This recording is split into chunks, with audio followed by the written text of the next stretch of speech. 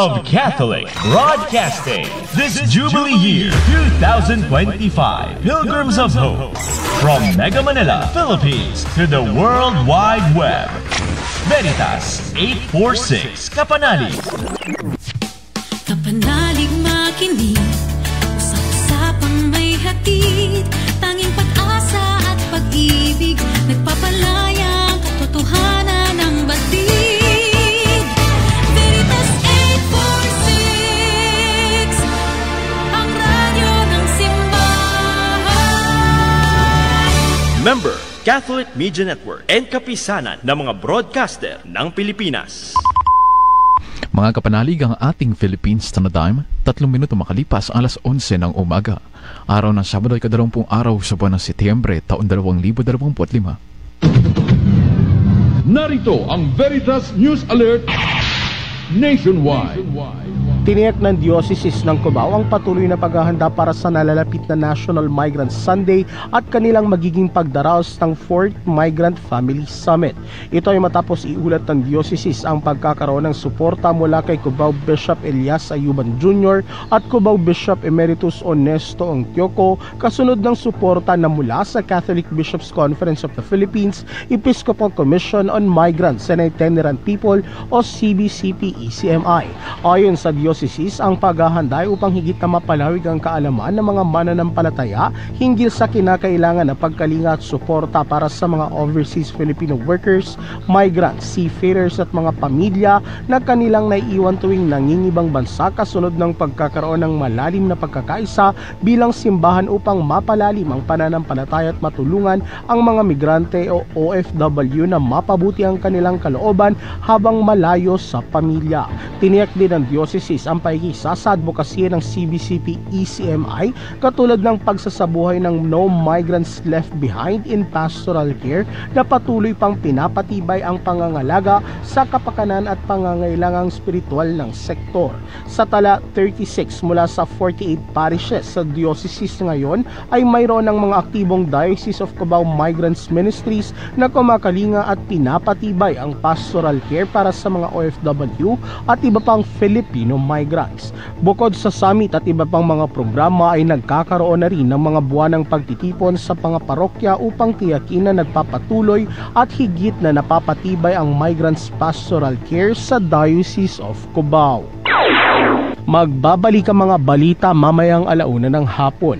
Ako ang inyong kapanalig Jeremiah Figarola, sumainyo ang katotohanan. Abangang muli ang Veritas News Alert Nationwide. Ang balitang ito ay inihatid sa inyo ng Renalyn. Renalyn, araw-araw. Ang programang titimbang ng katotohanan sa usapang panlipunan. Veritas. Magpapayabong sa moralidad ng bawat Pilipino. Veritas. Magsusulong ng mga doktrina ng simbahan sa sektor ng ekonomiya, politika, kultura at kalikasan. Veritas. Tuwing Sabado, kasama si Reverend Father Jerome Ceciliano. Veritas.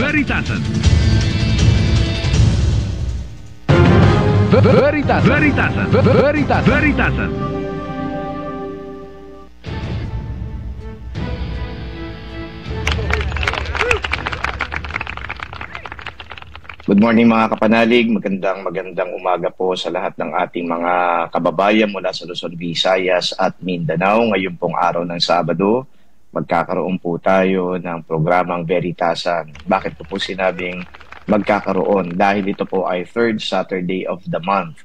And usually, kapag third Saturday of the month, inilalaan po ito ng Radyo Veritas para i-cover po nila yung ginagawang lay formation. Diyan po sa Lay Force sa Makati. Pero ngayon po dahil mainit-init ang mga issue na bumabagabag sa atin. Kaya nagdesisyon po ang Radyo Veritas na magkaroon tayo ngayon ng palatuntunan dito nga po sa Veritasan. So ito po ang inyong Nicole, Father Jerome Ceciliano po, kasalukuyang rector ng National Shrine of Mary, Queen of Peace. At ito pong simbahan na to ay matatagpuan ninyo dito po sa kanto ng Ortigas Avenue at saka EDSA Avenue. Kilala po ito sa pangalang EDSA Shrine. Tapat lang po ng mall. So, Beno mga kapanalig, yung sinabi kong mainit-init na issue, ito po yung issue ng korupsyon. At ano po ba yung mga issue na pinag-uusapan dito patungkol sa flood control, corruption. Number 1 po, syempre, ay yung mga pag-iimbestiga na ginagawa dyan sa House of Representatives. Ang makakapanayan po natin ngayon ay isa pong mambabatas dyan sa House of Representatives. Wala po tayong nakuhang senador, kaya House of Representatives po muna tayo mag-focus. Pangalawa po na issue dito ay yung pong mga nasasangkot, okay, na mga personalidad, both mga contractors at yung pong mga kawani ng DPWH, Department of Public Works and Highways, and then yung iba po na mga mambabatas. Hindi lang po mga House of Representatives members, kundi meron din po na mga di umano, parang sangkot din ng mga senador. And then of course, yung pangatlo na issue na tatalakay natin with regards to flood control projects at saka ghost projects ay yung pong panawagan na ibalik yung mga ninakaw sa Kaban ng Bayan. And then, yung pang-apat po, yung rally nga na gagawin po bukas, yung trillion peso march. Gagawin po yan sa People Power Monument. At ito ay dadaluhan ng libo-libo pong mga tao, iba't iba pong grupo, may mga civil society groups, may mga grupo din po sa hanay ng simbahan. Ito po yung mga kaparian and religious, of course. And then, meron din sa academe. Andiyan po yung iba't ibang organisasyon katulad ng Catholic Educational Association of the Philippines o kaya SEAP. Meron din pong MAPSA, Manila Archdiocesan Parochial Schools Association. Okay? And then of course, yung iba pa. So sa Makatwid, bukas ay expect natin na mukha yatang aabot ng mga 50,000. Ayon sa tantiya po ng organizers nung una, mga 30,000 po ang makakarating dito po sa rally na to. Pero mukha yatang nadadagdagan kasi po ay dumadami din ang galit na galit talaga sa mga nangyayari po ngayon sa ating bayan. Lalong-lalo na nung nalalaman na po nila yung extent po ng corruption dito ho sa DPWH and then of course sa House of Representatives, sa Senado at kakutsaba ho dito yung ilang pong mga kongresista at senador. At yung galit ng taong bayan ay base doon sa nalaman na bilyon-bilyon pala ang nakukulimbat ng ilang mga tao lamang at samantalang yung mga kababayan po natin kapag dumating na ang baha ay namamatay, yung iba ho nawawala ng mga ari-arian. So, kumbaga, wala ng konsyensya ang gumawa po ng mga pagnanakaw na ito. At ang pinakamalala, yung malaman na may mga ghost projects, mga proyekto na pinaaprubahan, pero hindi naman po pala talaga ginagawa. Kaya nga ghost, hindi makita, wala, non-existent. At bilyon-bilyon din po ang ginastos sa mga ghost projects na ito. Hindi po ginastos bilyon-bilyon ang ibinulsa mula sa mga ghost projects na ito. Ngayon pong umaga, kung ready na ang ating pong guest, si Congresswoman Reni Co. Okay? Siya po ang representative ng Kabataan Party List. Ready na po siya. Magandang umaga sa iyo, Representative o Congresswoman Reni. Father Jerome Ceciliano po ito. Magandang umaga po, Father Jerome. Maraming salamat po sa pag-imbita ninyo sa programa ninyo. Okay. Alam mo, natatawa ako doon sa exchange ninyo ng pangalawang Pangulo nung nagtatanong ka at biglang tinanong ka din kung ikaw ba'y related kay Representative Saldico. So ulitin mo na lang dito ang sagot mo. Even though out of order yung question, ito ay time para po si VP Sara ay sumagot ng questions tungkol sa OVP budget. Ako po walang tinatago and ready pong sumagot. Hindi ko po kaano-ano si Representative Zaldico. In fact, biktima po ako ng mga baha at ng failure ng flood control projects. Bilang taga Malabon, inabot po ng hanggang bewang yung baha sa loob ng aming bahay last year. And kasama kami sa galit at nananawagan ng pananagutan dito sa malawakang korupsyon na nangyayari. Okay. May galit ka ba kay Saldico? Ay, sa lahat po ng mga nasisiyasat na mga aligasyon, no, ebidensya, no. Kami po ay nagtitimpi sa sistema na to, including syempre yung mga representatives natin na grabe yung mga pagkakonsyabahan sa mga kontratista. And so, kailangan mangyari po, managot lahat pa ng contractor at lahat ng mga paraan by which political dynasties and ways to profit off of government proliferate, no? Including po si Representative.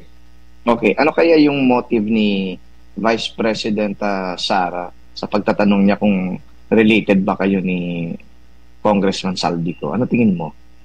Diversionary tactic po yun, Father. Okay.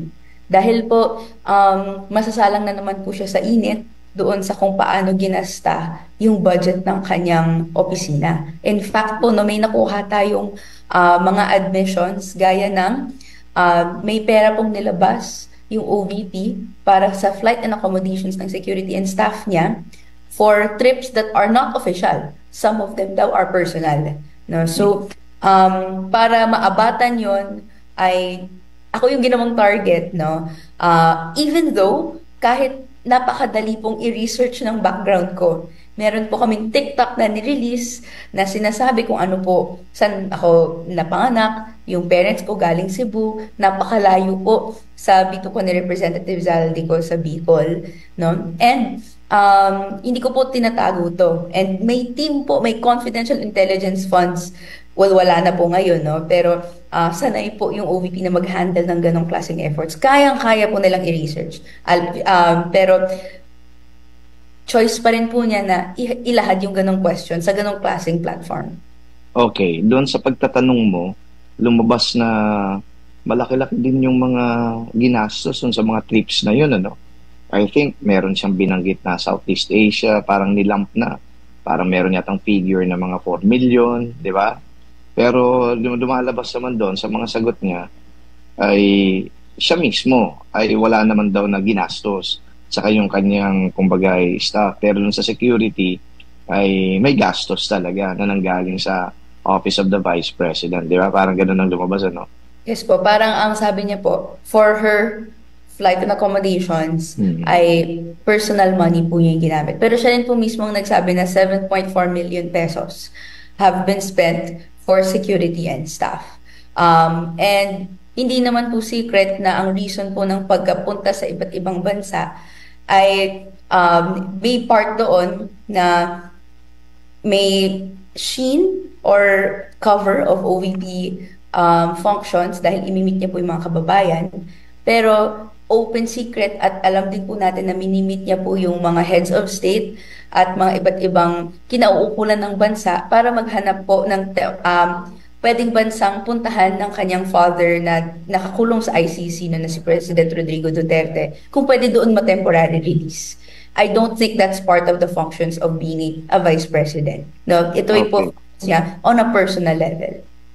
Alright, so lumalabas na yung kanyang mga trips sa gahanap ng mga bansa para kung sakali man na magkakaroon ng interim release yung kanyang tatay ay yun nga, ano, ma-accommodate ito nga ng mga bansa na pinuntahan niya. Okay, ayon ba sa inyong pagsisiyasat, meron bang mga bansa na willing mag-accommodate sa dating Pangulo?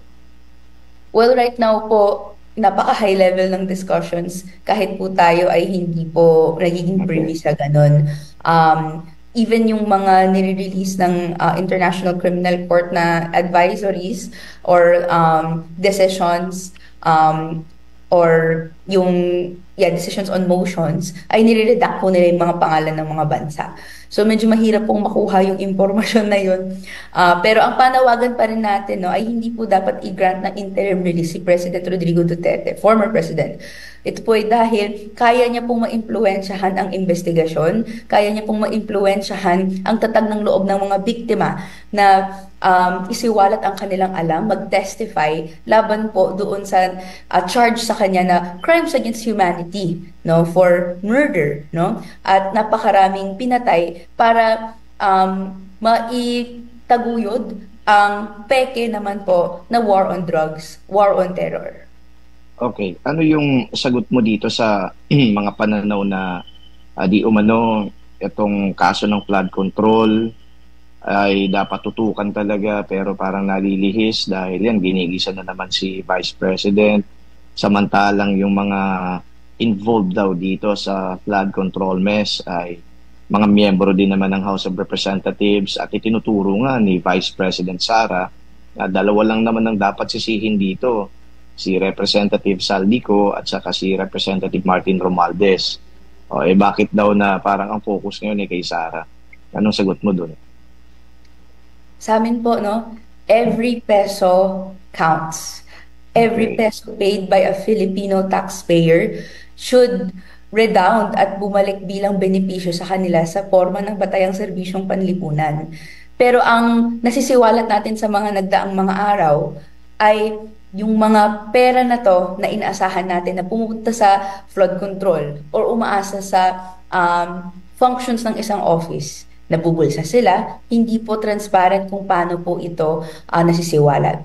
Para sa akin po, main po yung galit natin syempre dito sa widespread corruption. Pero hindi po ibig sabihin na makakatakas yung mga iba't ibang mga hindi maayos na pagkasta ng pera ng taong bayan. Hanggang ngayon hindi pa rin po nasasagot ni VP Sara kung bakit po 125 million pesos in 11 days have been spent doon sa confidential and intelligence funds niya noong 2022 to 2023. And para sa atin, kailangan panghawakan pa rin yung pananagutan doon. Pero syempre, tama naman na mas pressing ang panawagan natin sa korupsyon. To that end po, no, nakikita natin with the recent developments such as yung article po na nilabas ng Philippine Center for Investigative Journalism, na even President Marcos Jr. himself and Vice President Sara Duterte herself received campaign donations from CEOs of contracting companies. Itong contracting companies would then go on to get billions of contracts during this 2022 to 2026 or 2025 na period ni President Marcos Jr.'s term. So sa atin po, ang korupsyon, feature na siya halos ng sistema natin na hindi na natin maaasahan yung tamang paggasta ng pera ng taong bayan habang andyan yung napakaraming mga opisyalis. Hindi lang din po si President Marcos Jr., si Sara Duterte, si former Senator President Chis Escudero, and yung mga representante na hanggang ngayon po may mga denials na pinipresent tungkol sa allegations sa kanila. Lahat po sila ay sangkot sa korupsyon. Kaya po lahat ito kailangang isiwalat at magsisimula po ito sa paniningil natin sa Chief Architect ng Budget na si President Marcos Jr. Okay, nagbanggit ka na ng mga pangalan pero na-left out mo si dating Speaker Martin Romualdez na ito nga nag-resign na at pinalitan na ni Congressman Bogie D. Ano ba sa pananaw mo naman, kayo bilang sa Kabataan Party List at sa grupo ninyo, ito ba si Martin Romualdez tinuturo ng publiko na siyang arkitekto nitong pinaka-corrupt daw na budget dapat managot din? Ang sa akin po, ang pinaka-arkitekto pa rin talaga ay si President Marcos Jr. Pero tama po si former Speaker Romualdez, naka-represent po yan ng isang clique or grupo sa Marcos ruling clique. And nagkaroon po ng pagsisiwalat nito dahil po may infighting sa clique na to. And makikita natin na ang isang possible reason dito ay may mga malalaking ganansya yung mga ibang cliques, no? Included na dito yung clique nila former Speaker Martin Romualdez and then UK Representative Zaldico na hindi po naayon doon sa gusto na ni President Marcos Jr. na yung structure ng budget ay naayon doon sa hatian na inaprubahan niya. Which is why baka ito yung reason kung bakit nasimulan po ito lahat. So, ang gusto po natin ma-hold into account silang lahat po. And ito po yung reason kung bakit bubuhos po yung galit ng taong bayan sa September 21 no? Dahil marami pong mga taong bayan ang galit sa iba't ibang mga politiko, no? Included po yung sila Representative Martin Romualdez, included din po si Representative Zaldico, included din po si Senate President Cheese Escudero, included din po sila DPWH officials, former Secretary Bunoan, and District Engineers Alcantara, Bryce Hernandez.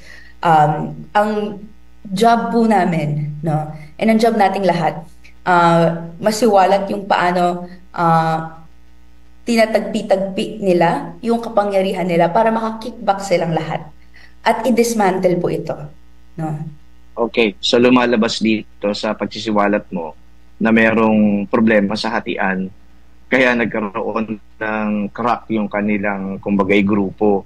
Kaya ngayon, lumabas na itong issue ng korupsyon doon sa budget, pero ay kasabot din naman dito pati Pangulo, sabi mo, at pati na rin yung kanyang mga kaalyado katulad ni na dating Speaker Martin Romualdez at sa kanila Representative Zaldico.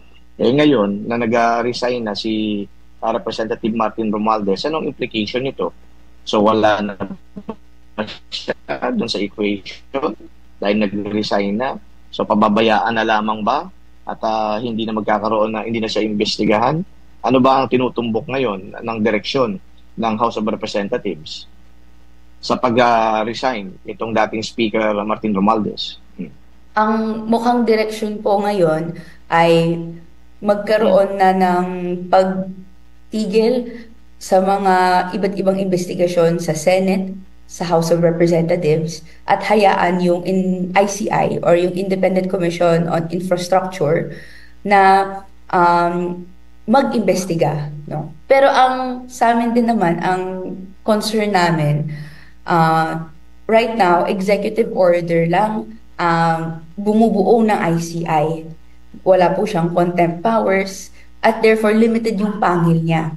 So pwede pong pag-aralan yung batas ni Representative Laila de Lima na i-legislate yung pagkakaroon ng ICI, no? And ang ikalawa pa namin concern, no, hindi po din tayo sigurado kung yung infighting sa clique na yan ay biyakan na talaga totally. Hindi po siya, wala po tayong ganung visibility, no? And maaaring may pagtatakpan pa rin ng isa't isa na gagawin sa loob ng ICI na at the end of the day, si President Marcos Jr., yung kamag-anak niya na may hawak po nitong kapangyarihan. So, bahagi ng panawagan din natin ay syempre, hindi ilagay, don't put all our eggs in one basket, no, which is that ICI. No, kailangan pa rin patuloy na magsiyasat yung iba't ibang mga NGOs, organisasyon, at dapat patuloy din po yung mga panawagan din ng pananagutan. Yung ikatlong concern ko din is baka maabatan yung galit ng taong bayan kasi lang, okay, so may grupo ng mag-iimbestiga, hayaan natin silang mag-iimbestiga. Ang challenge po sa atin is, paano natin may ensure na hindi po tayo ililin lang, no? Na i-redirect yung attention natin elsewhere para humupa na yung galit sa korupsyon. So dapat tuloy-tuloy po yung ating indignation, tuloy-tuloy po yung hindi natin pagtanggap nitong kasalukuyan natin na hindi natatamasa yung mga serbisyong panlipunan na deserve natin. Kasi diretso po sa bulsa ng ilan. Okay. Binanggit mo na yung na parang kulang sa pangil itong ICI, tapos meron kang ibang mga concerns. Ang ibig mong sabihin nito, sa hanay ninyo, wala kayong tiwala sa gagawin ng ICI? Right now po, malaki yung doubt namin doon sa maging effectiveness ng ICI. Pero syempre, sinusuportahan namin yung mga investigasyon na kailangan gawin. Kaya nga po, partial kami doon sa legislated na ICI. Pero up until now, nandyan pa rin yung iba't iba nating paraan para ma-ensure na may hand dito yung mga iba't ibang organisasyon. We look forward, syempre, of course, sa gawain ng PCIJ. And dapat po may involvement talaga po yung iba't ibang non-governmental organizations dito beyond just membership doon sa ICI. Para po ma-ensure yung third-party perspectives na hindi po nasa loob lang ng ICI. So, sandali. Yung PCIJ, ito naman ang naglalabas sa mga ulat at saka mga investigative reports, di ba? Sa palagay mo ba dapat yung PCIJ at least man lang binember dito sa ICI?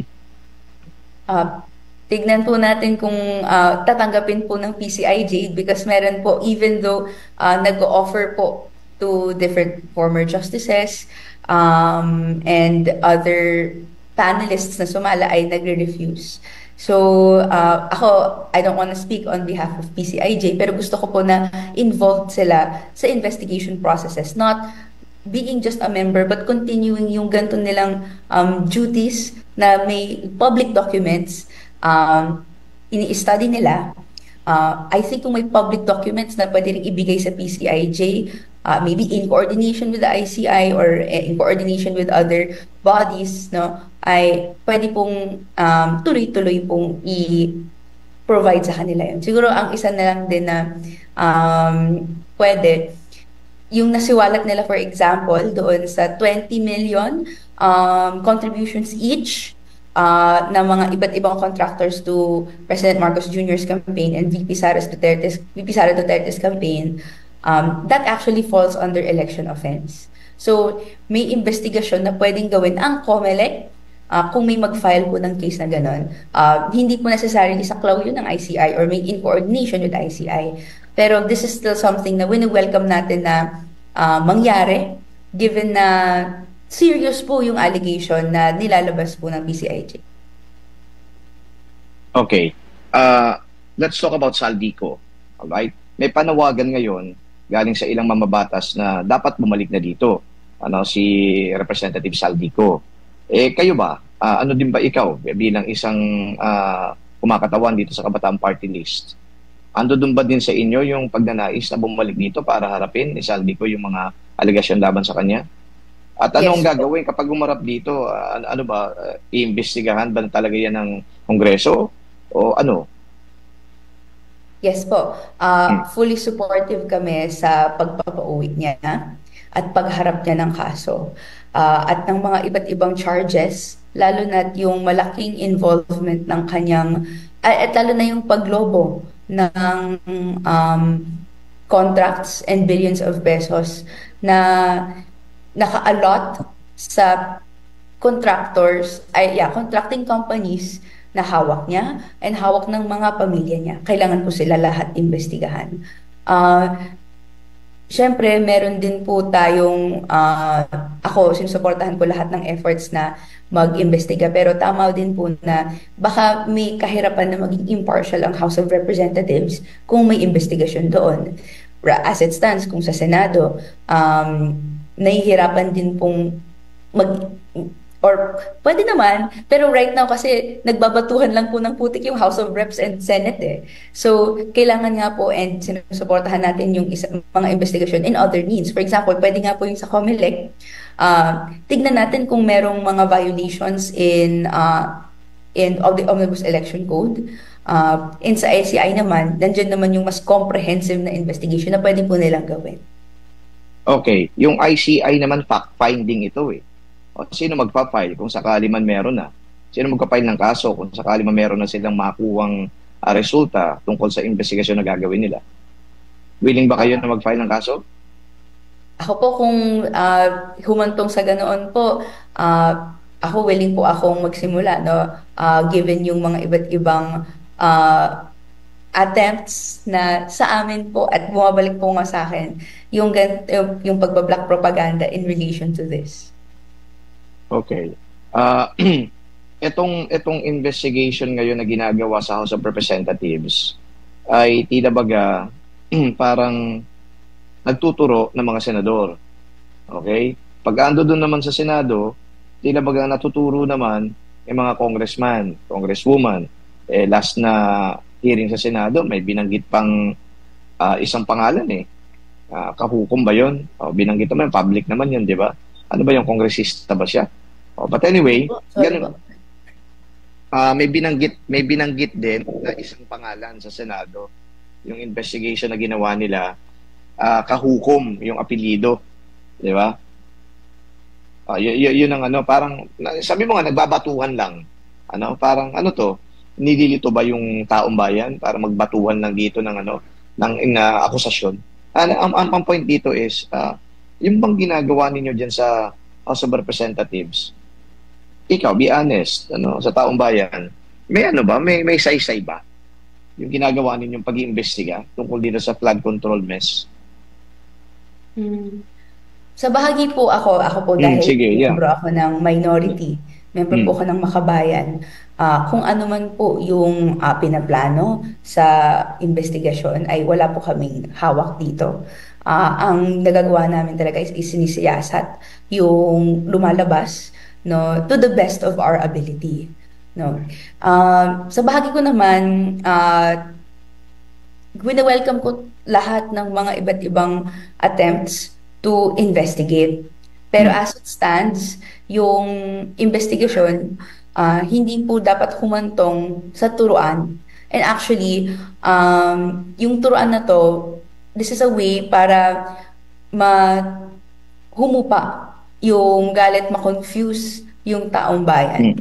Na ang ending, gustong makakita ng pananagutan, no, at hustisya sa nawalang mga kagamitan, nawasak na mga kabahayan dahil sa baha. At hindi lang sa baha, no, dahil corruption is bigger than flood control. Corruption could be everywhere, no, farm to market roads. It could be sa failure to establish classrooms, etc.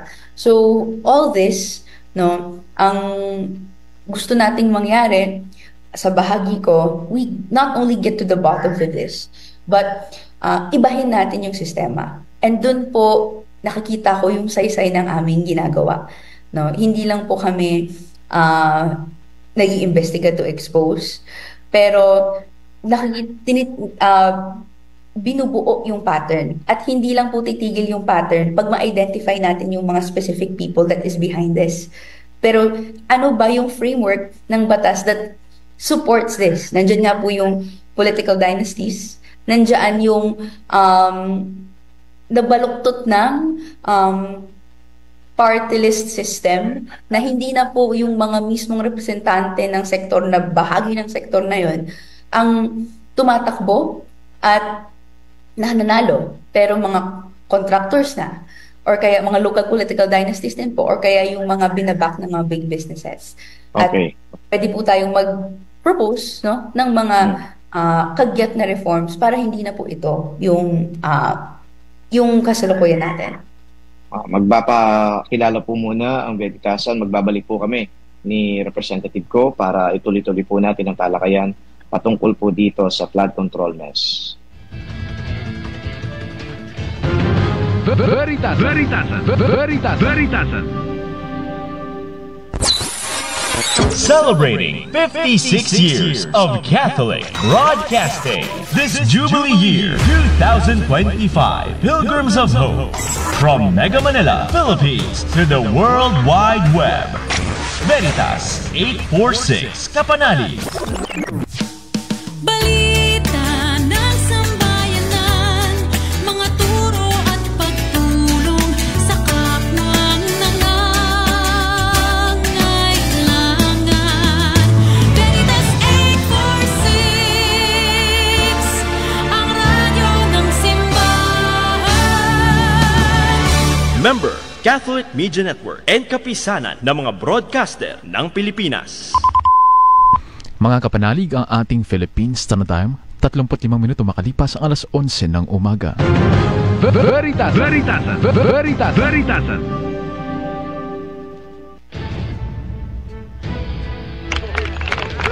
Mga kapanalig, kasama po natin dito si Representative Ko ng Kabataan Party List at pinag-uusapan po natin ito nga pong flood control mess, yung mga investigation, yung pong mga nadadawit po dito ng mga personalidad at anong kanyang take dito.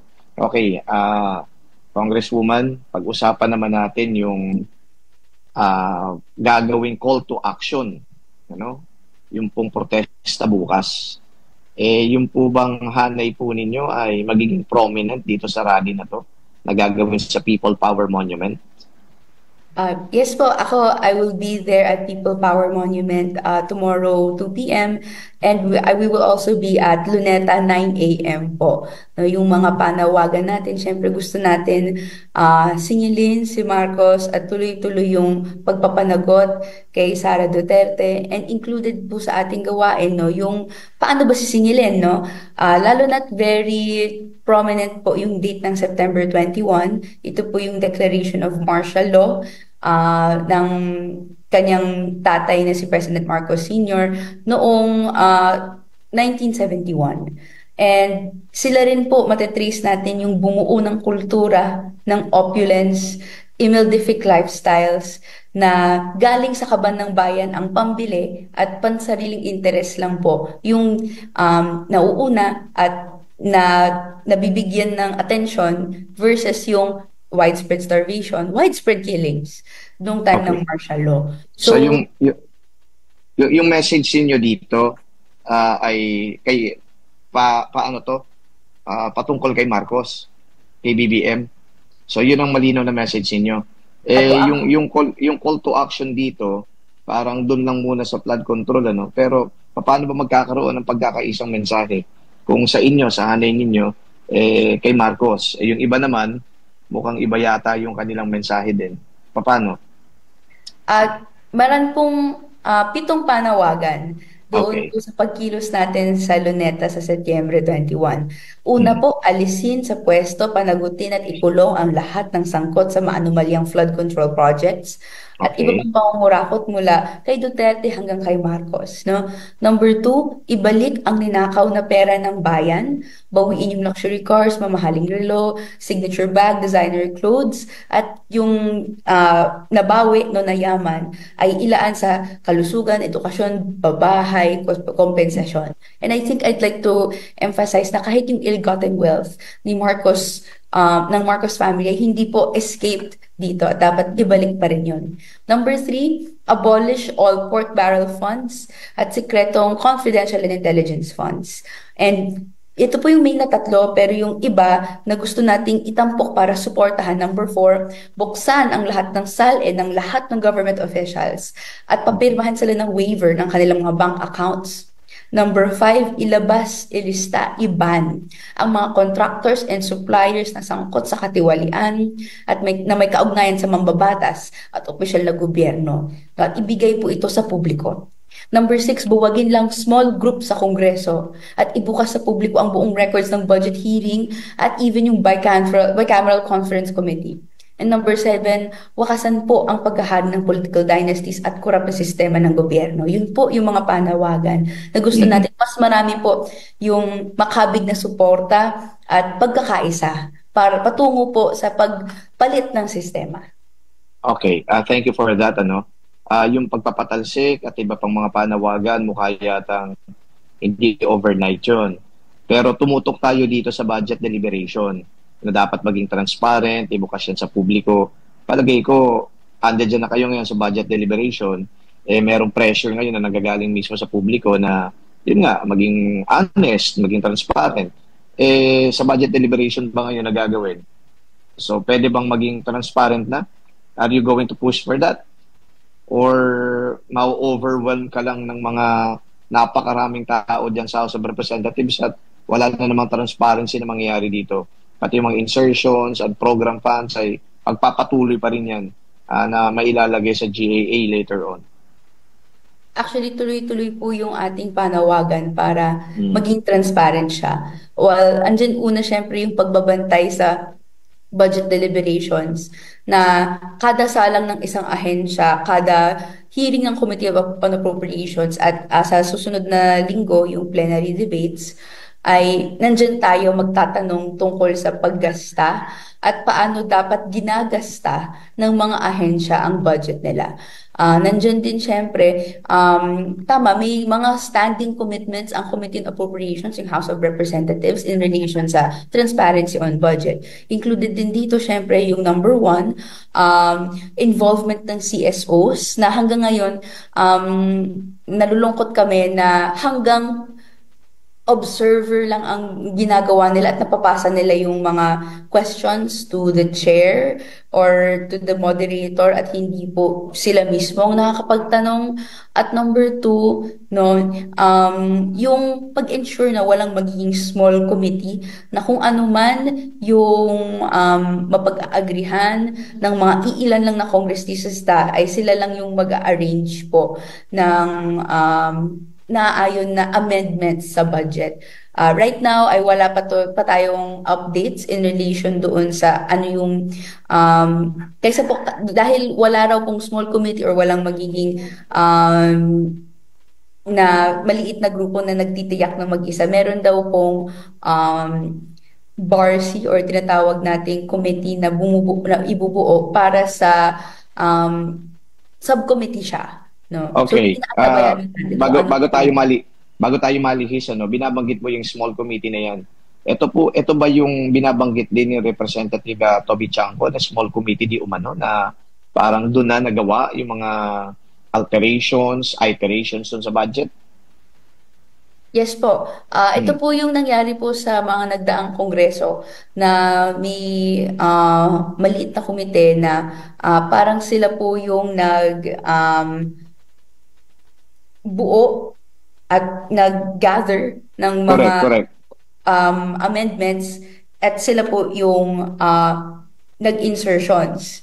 Correct. Pero other than that, meron din yung sa Bicameral Conference Committee. And ang problem po kasi dito ay hindi po transparent, no, kung alin po yung nag-go, alin yung hindi. At alin pong mga proyekto na to at ang nakikita natin at sisiwalat, mga ghost project pala sila. Okay, Or kaya ang standard tanong, by design. ang susunod na tanong dito, yung bang tinatawag mong small committee ay bahagi ba talaga yan ng budget cycle o budget process, budgeting process?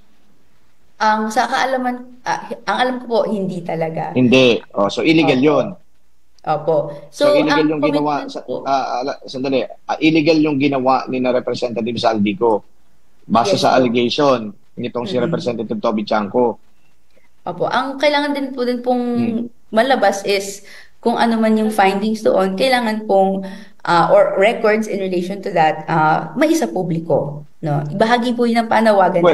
Well, unang-una, dahil illegal yan, so hindi nila isasa publiko yan. So walang logic doon. Ang ibig lang sabihin nito, kapag illegal, bakit pinapayagan niya ng House of Representatives sa magkaroon ng ganung small committee na hindi naman pala dapat kasama yan sa budget process? Though hindi po ako bahagi ng 19th Congress, sa kaalaman ko po ay hindi po lahat ay may alam na may small committee or may small group. Feeling ko po ang nangyari ay sila po yung hindi ko po masasabi po talaga. Sige, ganito na lang. Ganito na lang para hindi ka Congress. mahirapan. Ang ibig ko lang sabihin dito, Congresswoman, ang tanong ay, itong small committee na to na di umano ay parang pinag-ugatan ng lahat-lahat ng mga paglalagay ng kung ano-ano dun sa budget, ay wala naman palang kasama dapat. Hindi naman pala dapat sila nag-exist. Pero may ginawang small committee. Yun po yung una natin establish dito. Ngayon, na nagkakaroon kayo ng budget deliberation, baka meron na naman ba na small committee dyan na ginagawa? Yun na, ikaw na, dala na din dyan ka na. Meron ka bang naririnig na merong small committee na naman na katulad nung nangyari noong 2020, 2024? Sa ngayon po wala at hayaan Wala. at ensure natin na wala pong ganoon. Okay, so malinaw yun. Paninindigan natin yan, paninindigan ninyo na nandiyan dyan na wala nga na small committee. Okay, ngayon, ikaw bilang isang mamabatas, may mga insertions na binabanggit Napakinggan ko sa interview ng ilang mga kasama ninyo dyan na hindi naman daw illegal yung paglalagay ng insertions. Pero nakita naman natin sa mga pag-iimbestiga na to na dahil din sa mga insertions na yan, mga program funds na yan, lalo talagang lumaki yung kumbaga corruption. Diba? Yung mga ninakaw. Ikaw, anong pananaw mo? Hindi daw illegal ito, ano? So, Congresswoman, anong stand mo dyan sa mga insertions na yan? Legal ba yan? Gawing legal? Gawing illegal? Or what? Tama naman po na hindi po illegal per se ang insertions. Dahil po may mga possibly sa budget na pinlano ng president, meron dyan na mga distrito na na-overlook, may mga proyekto na na-overlook din, and ang buong process po din ng committee deliberations, sine-check kung tama po yung allocations sa mga iba't ibang proyekto. Tapos kung merong hindi pala na-spend ng maayos yung pera, ay babawasan at ilalagay na lang sa priority. No? Ang problema po dyan, even though kahit sa ideal na mundo no, na okay yun, inaabuso po ito para mag-insert ng mga hard infrastructure projects na ikukontsyabahan nila yung contractor na eventually ma-assign sa hard project na ito na makakickback ng malaki si politiko or si DPWH official. So, ang kailangan pong mangyari ay una, maging mapagmatsyag at mapagbantay ang taong bayan in relation sa budget deliberations. No? Dapat po yung mga kaya nga po kami, ang ginagawa namin, institutional amendments po. At hindi po kami nakakasama doon sa sinasabing parochial amendments, no? Or kung anumang amendments na ang i-insert ay mga proyekto. And ikalawa, kahit po kasi siwalat yung buong budget process, pag at the end, may small committee po na magde-decide, okay, meron pong mga nagpaabot na ito yung mga i-insert dapat na hard projects, at gagawa nila ng paraan. Ang ending ay, ang bebenepisyo ay yung iskema na po na iyon. So, yung problema din nga po is kung napaka-secret ng mga meeting na to, ay nahihirapan din kaming makita. Okay, to sum it up, Congresswoman, anong isan mo doon sa insertions? Kailangan pong pagbantayan talaga kung paano ginagawa ang insertion. So, ando doon pa rin yung insertion pero kinakailangan bantayan lang. At actually, kailangan pong pangalanan sino po ang nag-insert ng insertion na to. Tapos check natin kung yung insertion na to ay ghost project ba at the end of the day, or yung insertion na to institutional in nature. At wala naman pong nakaakibat na proyekto in relation to it. Okay, sino ang magbabantay? Nandito na po lahat ng mga sama-samang efforts natin bilang mga organized forces, no? It could be yung PCIJ, it could be yung Bantay Budget Network, it could be lahat po ng mga NGOs na bubuo para patuloy na magbantay, patuloy na isa-isahin, and yun naman din po yung ginagawa na ngayon. Sa bahagi din naman po namin sa Kabataan Party List sa Makabayan Block, binabantayan din namin yung insertions, pero dahil nga ito ay nasiwalat na lahat, extra bantay po yung gagawin namin, Father, para ma-ensure na mangyari yung pag-account doon sa sino yung naglagay nito. Ganon. Congresswoman, saan ba nag-uumpisa yung insertion? Saan ginagawa? Sa anong bahagi ng process ginagawa yung insertion o inilalagay? Siguro yun po yung pinag-aaralan pa namin as of the moment. Pero tama po yung na-share so far na sa small committee siya nangyayari after na ng third reading or so, no. Sa mga nagdaang mga budget cycles, ang nangyayari po, pina-prioritize po yung, or ginagawang priority legislation, yung budget. Dahil po doon, binapabilis, no? So, yung second reading version na nakita namin, itatransmit na lang sa Senate, may insertions na pong nagawa na ganon. At hindi na po parang nahawakan namin yung kopya kung nasaan po bago and after nangyari yung insertions. So usually, papalapit po sa dulo ng budget cycle dito sa House of Representatives at patungo sa Senate, pero meron din pong insertions ginagawa sa Bicameral Conference Committee na magkasama yung Senate and House of Representatives. Okay. Kung ganun pala, na parang nasa dulo na yan, okay, ang naisisiwalat naman sa publiko, yung GAA na. Di ba? So ngayon, sinasabi mo na dapat ang publiko magmatsyag, paano pa namin mamamatyagan yan Isinisiwalat sa publiko, GAA na, ando doon na yun At siguro to add din po, yung NEP din po ay nasa publiko, nasa DBM website. Yung GAB naman po, yung General Appropriations Bill, ay nasa website po ng Congress. Pero yung iba't ibang versions po nito ay kailangan pang i-track, no? Correct. Yun nga yun. Kaya tinatanong ko about the cycle, tsaka yung process, yung cycle. Kasi kung meron mga insertions nga, nasaan doon ang magiging papel ng publiko o pati ng PCIJ. Kasi kung ilalabas naman dito ay complete product na, finished product na So parang ang mamomonitor mo na lang dito ay yung implementation yan. Pero ando doon na yung pera, inilagay mo na doon. Magkaiba ito sa unprogrammed funds. Di ba? Kasi yung unprogrammed, talagang hahanapan mo pa ng pondo yun. Di ba? Tama ba ako? Pero yung yung insertions, ando doon na yun. Na-insert na. Tapos nailagay na sa GAA, di ba? So kapag nailagay na sa GAA, batas na yun So given na yun, may pondo na yun, na-insert na yun. Ngayon sa kanila ilalabas. Nung nailabas, saka nakita na katulad ko, halimbawa, meron pa ng ganito. So saan ngayon yung pagiging mapagmatsyag? GAA na yan. Wala naman din kaming power na ipabalambisa mo yung batas na yan. Yung General Appropriations Act.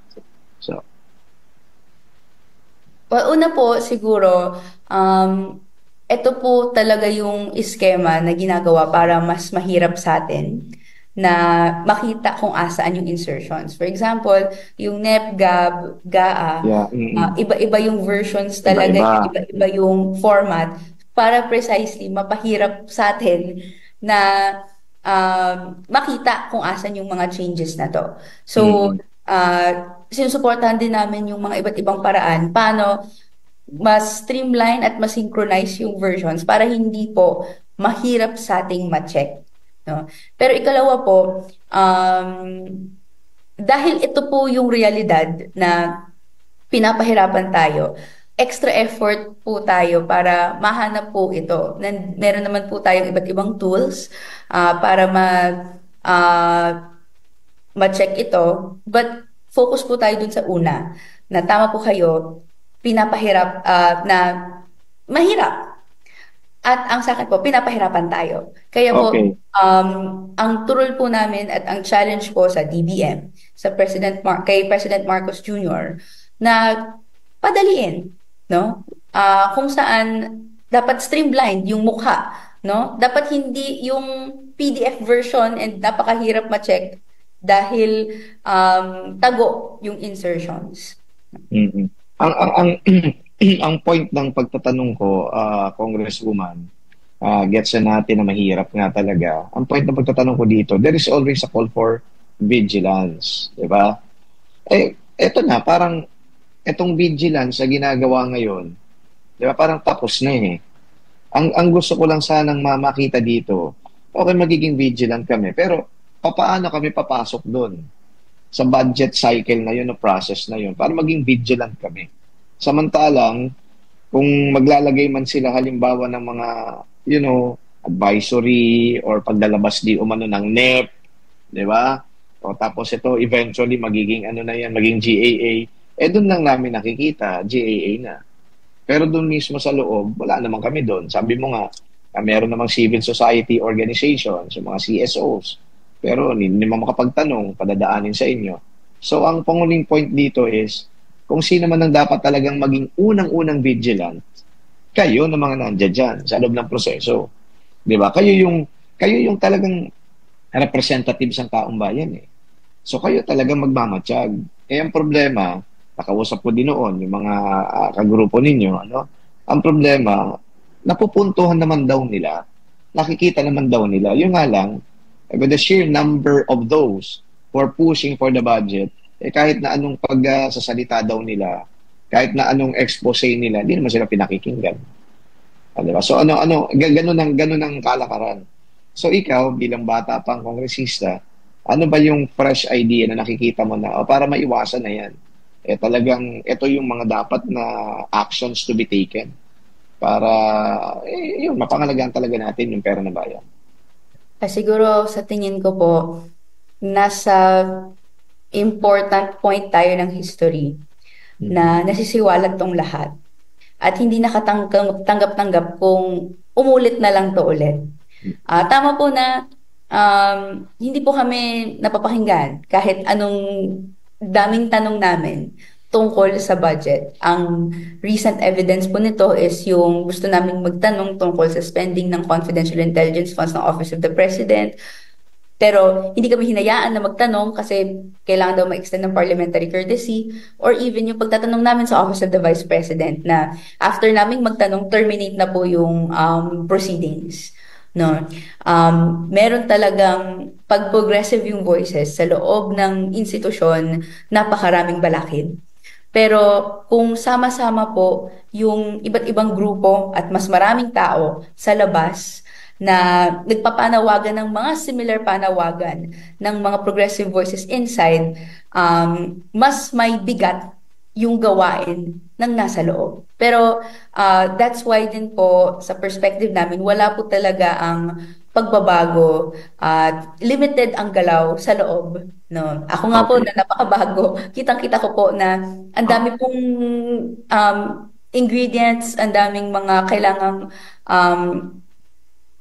isiwalat, i-investigate, at pag-aralan, at there's only so many 24 hours in a day. Ganyan. Okay, kaya ang gagawin ninyo, so bukas, doon kayo maglalahad, maglalabas ang inyong boses. Kasi nga, hindi naman mapakinggan dyan sa loob, dito sa labas, sa kalsada.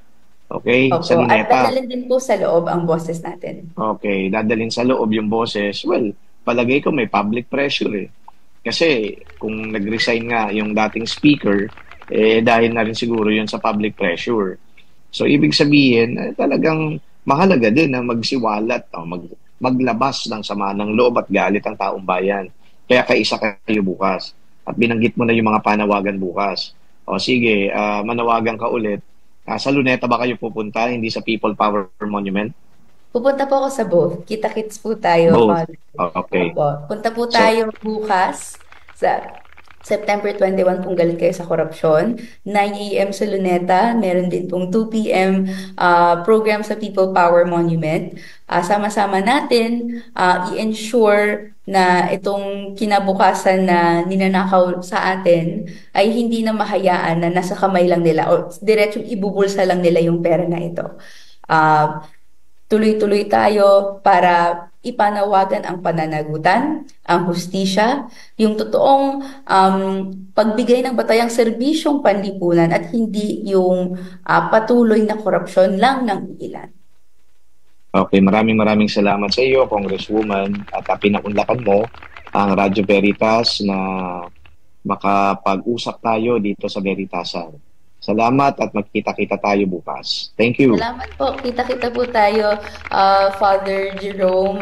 And looking forward po sa program ninyo sa EDSA Shrine bilang kayo din po yung rector. Maraming salamat. Okay. Thank you. O, yan po mga kapanalig, si Kabataan Party List Representative Renico. Okay?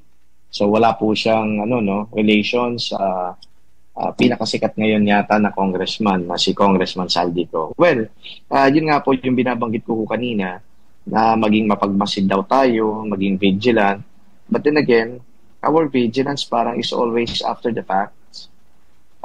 Hindi naman din siguro pwedeng tawaran o i-undermine yung after the fact na vigilance katulad ng na ginagawa natin.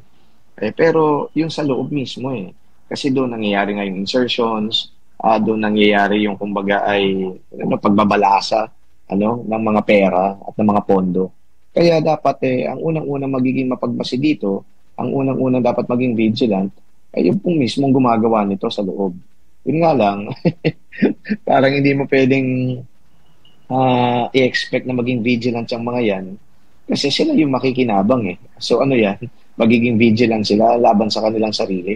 Parang hindi po yata logical yung ganong gawain.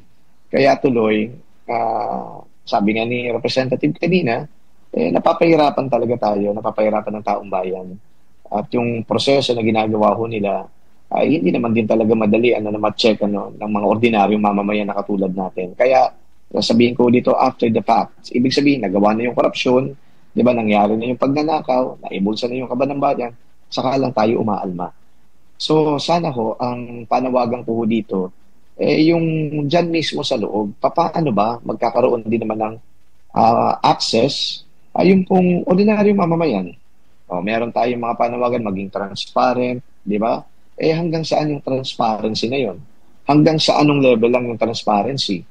Kasabihin nila, inaanyayahan naman sa plenary deliberation. Okay, pag andun ka, nakikinig ka lang sa mga talumpati, ano itong mga kongresista. At hindi ka naman din pwedeng makisawsaw doon sa diskusyon nila. At hindi mo rin nakikita yung detalye. Plenary pa lang yon doon sa House of Representatives.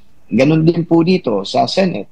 Hindi ka naman din pwedeng makisawsaw dyan kasi hindi ka naman din miyembro ng Senado. So, kapag nagkaroon na ng BICAM, kanya-kanyang plenary yan, kapag nagkaroon na ng BICAM, bicameral meeting or conference, doon na pagtutugmain. Yung kanya-kanyang proposal, di ba? Proposal ng House of Representatives, proposal ng Senate, doon na nga ako nagkakaroon ngayon ng balasahan na naman ng mga programa, ng mga proyekto, balasahan ng pondo, ng pera, nadadagdagan, nababawasan ganito, and then all of a sudden, may pirmahan na. Kasi tapos na yung BICAM Nag-agree na yung both houses, lower house at saka upper house. So, ilalabas ngayon ito sa taong bayan. Very proud sila. Sabihin nila, natapos na natin yung budget, ganito, ganyan, mapopondohan yung mga kumbaga programa para sa taong bayan. Saka lang natin madidiscover ngayon, meron palang ganyan, meron palang ganito. After the fact. So, yun po sana ang hinihiling natin. Papaano kaya natin makikita yung buong step by step sa proseso para yung vigilance natin doon natin gagamitin. Hindi yung kung saan tapos na. Mahirap po talaga. Mahirap kasi eto na ho yung sistema, ganito ho yung cycle at process ng paggagawa ng budget. Pero saan tayo pwedeng pumasok? Malaking katanungan yan na wala naman din maibibigay na kasagutan. Kaya we are left hanging. So hanggang mangyayari nito, kapag meron na lang ng mga kumbaga ginagawang mga proyekto, ay talaga i-check ng taong bayan. Parang doon na lang tayo. I-check talaga. May mga nag-a-announce na ganito ang gagawin, puntahan talaga ng taong bayan kung meron ba talagang ginagawa. At saka tayo magsalita at saka natin i-expose. Siguro, ganang intervention na ginagawa ho natin, baka doon tayo dapat mas maging, kumbaga, vigilant, mas maging effective tayo sa pagmamatsyag na doon sa mga di umano ay mga proposed projects. Marami ho nakatiwangwang na mga proyekto, nakikita naman natin, di ba? O mga pangalan nila. So, hopefully, yun po ang gawin natin. Mga kapanalig, isang araw na naman po ang nagdaan dito po sa Veritasan at maraming salamat sa ating staff at sa iba pang mga kumbaga stakeholders itong ating palatuntunan, lalong-lalo na po si representative ko na pinaundakan po tayo. So bukas po dito sa EDSA Shrine, Sunday po yan, yung pong mga misa natin mag-uumpisa ng 9 a.m., may 30-minute gap, ang pinakahuling misa po ay 7:30 p.m. Sa 10:30 a.m. po, mimisahan po yan ni Bishop Colin Bagaforo at sa 12 noon naman, ako po ang magbimisa at kasama ko ho yung ibang mga pare na makikipag-concelebrate na galing pa ho sa Southern Tagalog.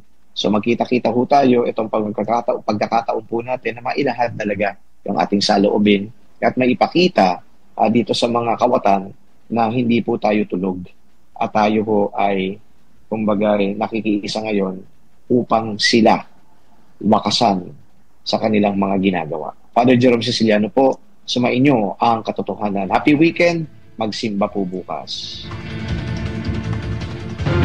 Veritasan.